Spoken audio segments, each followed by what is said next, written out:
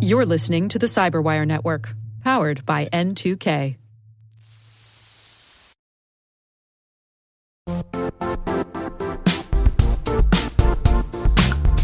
Now, a word from our sponsor, the Johns Hopkins University Information Security Institute, currently seeking qualified applicants for its innovative Master of Science in Security Informatics degree program. Study alongside world-class interdisciplinary experts and gain unparalleled educational, research, and professional experience in information security and assurance. Interested U.S. citizens should consider the National Science Foundation's CyberCore Scholarship for Service program, which covers tuition and a $6,000 annual professional development allowance, as well as providing a $37,000 additional annual stipend. Apply for the scholarship and the fall semester by March 1st. Learn more at cs.jhu.edu/MSSI.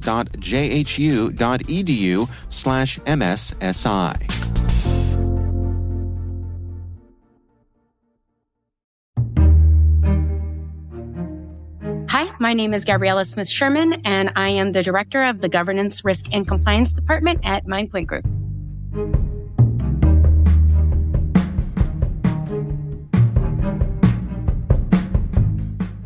I come from an all-Army family. My parents met and married in the Army, and it's total family tradition. So when I was a little girl, all I knew I wanted to do was join the Army, which I did grow up to do. I joined right out of high school.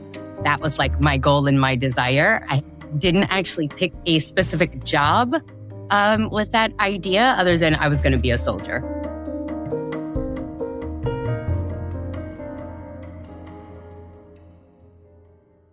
I joined my senior year, so I was still in high school. I hung out about a month or so, and then I went straight into basic training. With going to basic training, they have what they call kind of like the summer surge. So there's a ton of soldiers all waiting for their basic training to actually start. And when I got there, maybe a week or two into actual basic training, 9/11 happened. So I didn't have the opportunity to see anything happen in real time because we're out on a land nav course. And it definitely changed what I thought my path for my military experience was going to be like. So I actually joined the Signal Corps, which is basically communications. For me, I kind of looked at it as more of an exciting opportunity to go somewhere cool. And I probably maybe was a little naive, but I think it was a safe perspective to kind of go into things not worrying about what happens, because when you panic, that's when people make mistakes. And as long as you rely on your training, you have trust in your fellow soldiers, and you understand your job, you're typically going to be safe and be able to make the right decisions. And so I think that kind of created the opportunity for me to be one of those people that thrive in chaos. Believe it or not, I love the crazy. I think my time in the service was amazing. My first duty station was in Germany in a small town called Darmstadt. And I had the opportunity to spend a lovely year there before actual deployment.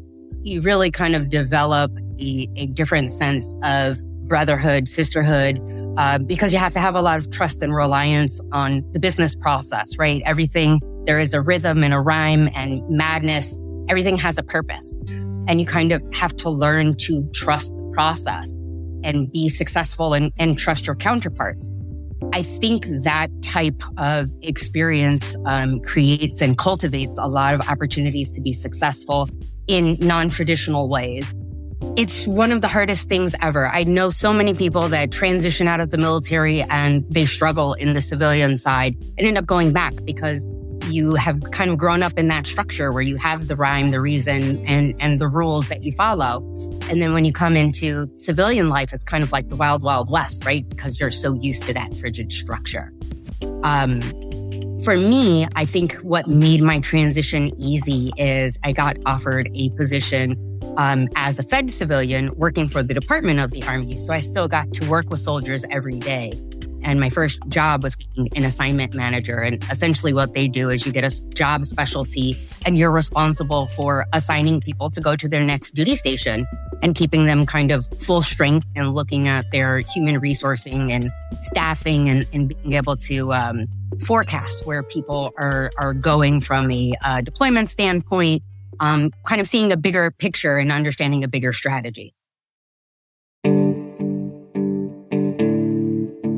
I worked on a bunch of federal programs as a government civilian. And now being here on the contract side, I have so many different customers and different environments that I work with. While a lot of the challenges that I face are very similar in nature, right? The requirements are the same. We're all trying to achieve very similar missions. The way that people tackle the problems are different. And that gives me the opportunity to see and experience things in a different environment with different people and learn something new every day. I like the fact that I get to touch so many different programs and make things a little bit more effective and efficient. But specifically my role here at MindPoint, I oversee both our federal and commercial practices. And I really enjoy that because I get to kind of straddle both federal and civilian entities and bringing it all back to cybersecurity policy and being able to be a good advisor.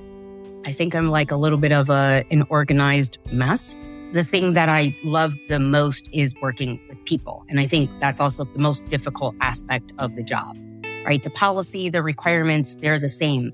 But dealing with different people, different personalities who have different interpretations and understanding of technical requirements takes a lot to be able to understand where they're coming from, what is the vision for the organization that you're trying to support, and being able to give good guidance on implementation strategy.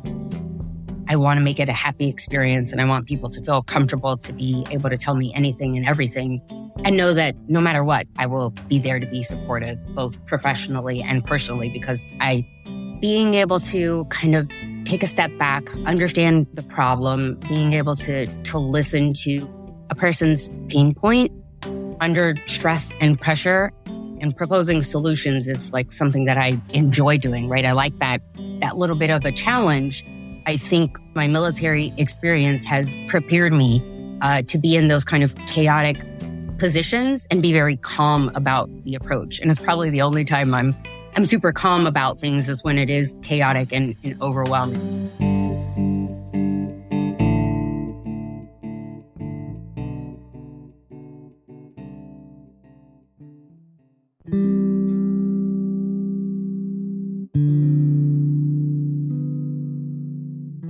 I'm a little bit of a risk taker. I love to see women in IT, women in cyber, stepping out and bringing that different type of perspective and different type of experiences. One of my kind of biggest fears walking into cyber was that I wasn't technical enough.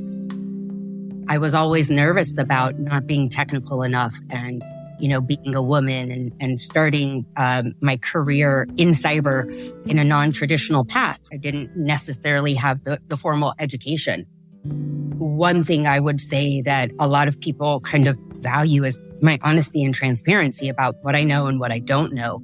But being a hard worker and being passionate carries you so much further than a lot of people would think.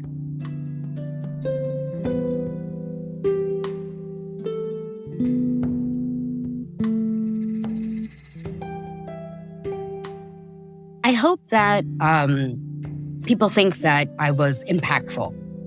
And it doesn't necessarily have to be in the I left like an amazing cyber legacy, but I touched people in the work that I do and that I made a mark and made a lasting impression, and that people will remember me for my contributions and my dedication to the work that we do.